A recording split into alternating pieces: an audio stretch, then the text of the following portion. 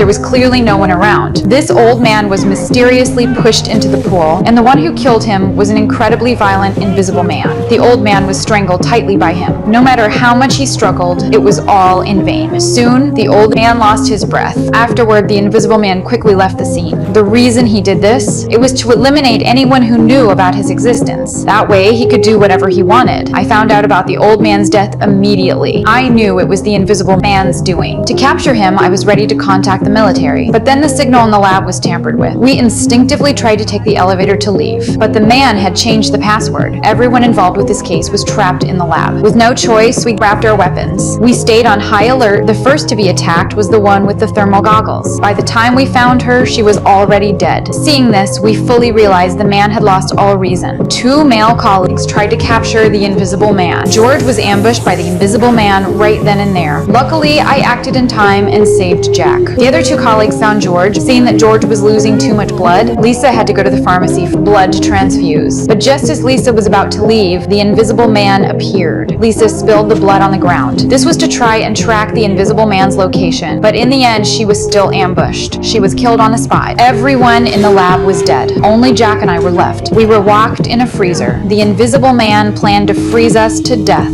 After doing all that, he went to his room to dress himself up. He was going to blow up the whole lab. Locked in the freezer, I didn't give up. I used a crowbar to pry off the handle. Then I tied a wire to it. I pulled out a defibrillator and connected the positive and negative poles to the ends of the handle. In no time, I created a powerful magnet. Used it to pull the steel bolt outside. I successfully opened the freezer door. We managed to escape. Meanwhile, the invisible man wasn't idle. He used chemicals to create a massive bomb. Just as he was about to leave, I arrived in time. I immediately used a flamethrower to ignite him. In the end, he took off his coat. He became invisible again. I quickly triggered the fire sprinkler system. I tried to use the rainwater to reveal him. But again, I was ambushed by the invisible man. Before I knew it, I was pinned to the ground. Just as he was about to finish me off, Jack arrived and successfully attacked him. We helped each other up and prepared to leave the scene. But the invisible man didn't go down so easily. When we weren't paying attention, he grabbed the crowbar again. But this time, he wasn't so lucky. The crowbar hit a nearby electrical box. It immediately revealed his true form. He was electrocuted to the ground. At the same time, the countdown he set earlier began ticking. We quickly rushed out of the lab. The invisible man, along with the lab, was consumed in a fiery explosion.